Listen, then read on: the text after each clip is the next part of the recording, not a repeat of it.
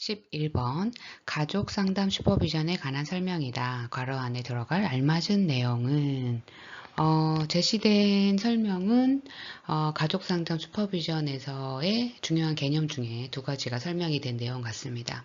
한번 어떠한 개념을 설명하고 있는지 한번 골라보도록 하겠습니다.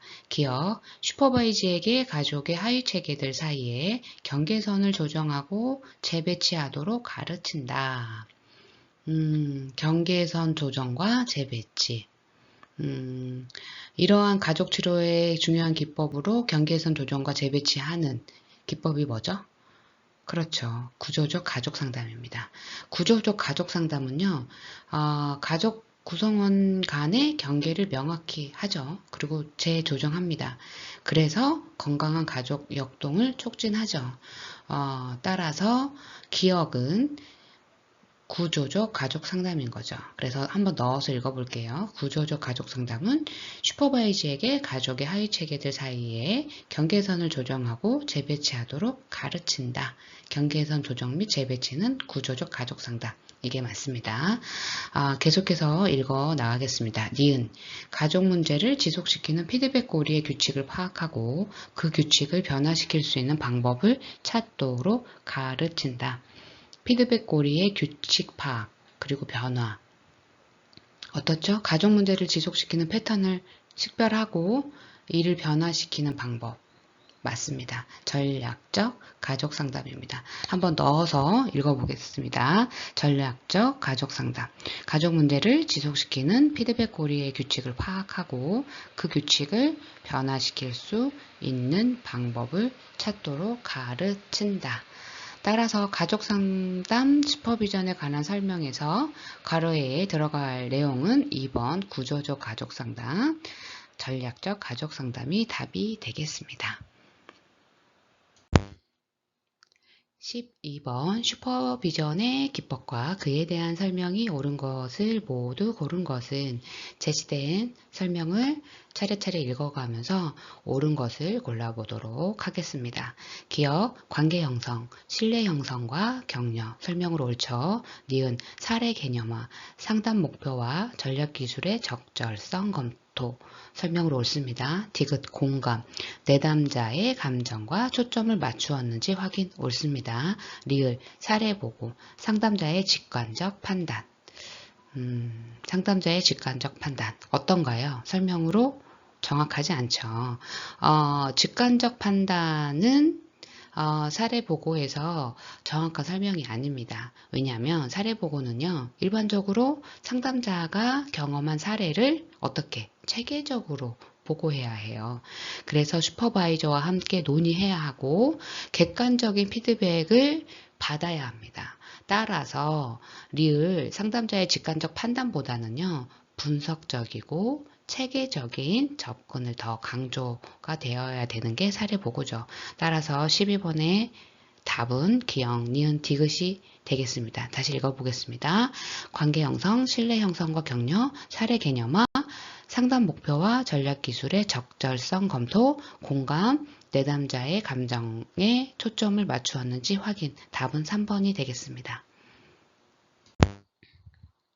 13번 다음이 설명하는 사례 개념화는 다음에 제시된 사례를 읽어보고 알맞는 것을 선택해 보도록 하겠습니다.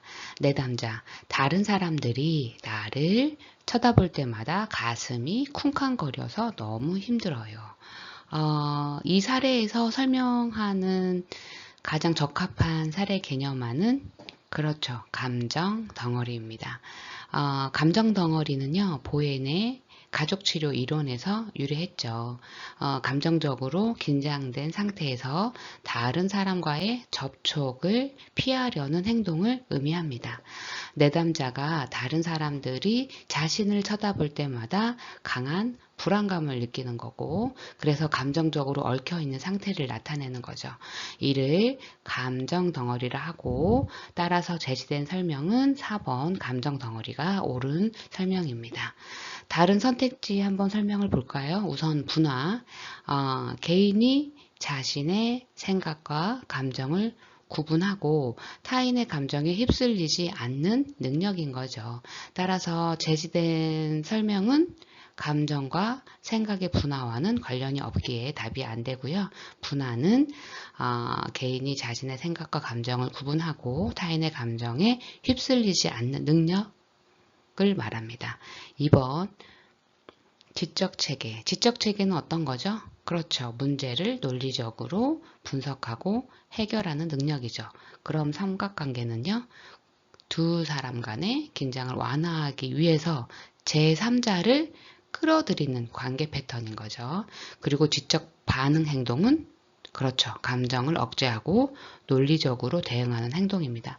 따라서 다른 사람들이 나를 쳐다볼 때마다 가슴이 쿵쾅거려서 너무 힘들어요. 이 내용은 4번 감정 덩어리와 맞는 내용입니다. 따라서 13번의 답은 4번입니다. 14번 인지치료 슈퍼비전에서 회계의 내용과 예시가 옳지 않은 것은 주어진 문항들을 각각 읽어보면서 인지치료 슈퍼비전에서 회계의 내용과 예시가 옳은 것을 확인하고 옳지 않은 것은 왜 그런지 확인해 보도록 하겠습니다. 우선 첫 번째 체크인. 안녕하세요. 오늘 어떠신가요? 체크인 단계는요, 현재 상태를 확인하고 슈퍼바이지의 기분과 상태를 체크하는 단계죠. 따라서 주어진 예시, 안녕하세요, 오늘 어떠신가요?는 옳습니다. 2번, 안건 수립. 오늘은 어떤 작업을 하고 싶습니까? 안건 수립 단계는요, 이번 회계에서 다루고자 하는 내용을 설정하는 단계죠. 따라서 주어진 예시, 오늘은 어떤 작업을 하고 싶습니까?는 옳은 예시입니다. 3번 슈퍼바이지의 피드백 듣기. 오늘 무엇을 배웠습니까? 슈퍼바이지의 피드백 듣기 단계는요. 회기 말에 슈퍼바이지가 배운 내용을 반영하고 피드백을 제공하는 단계죠. 따라서 오늘 무엇을 배웠습니까? 라는 예시는 옳습니다. 4번 지난 회계와 연결하기. 지난 시간 당신은 무엇을 배웠습니까? 지난 회계와 연결하기 단계는요. 지난 회계와 연결해서 배운 내용을 복습하고 새로운 회계와의 연속성을 확보하는 단계입니다. 따라서 지난 시간 당신은 무엇을 배웠습니까? 라는 예시는 옳습니다. 5번이 답이겠네요. 5번 우선사항 결정과 안건 항목 논의. 지난 시간에 배운 기법을 내담자에게 시도해 보니 어떠셨습니까? 여러분, 우선사항 결정과 안건 항목 논의 단계는 무엇을 하죠? 그렇죠. 현재 회계에서 다룰 우선사항을 결정을 하고 안건을 논의하는 것이 적절한 단계죠. 따라서 오늘 다룰 우선사항은 무엇입니까? 라는 이런 예시가 나와야 되는데 지난 시간에 배운 기법을 내담자에게 시도해보니 어떠셨습니까? 라는 예시가 나와서 14번에 인지치료 슈퍼비전에서 회계 내용과 예시가 옳지 않은 것은 5번이 되겠습니다.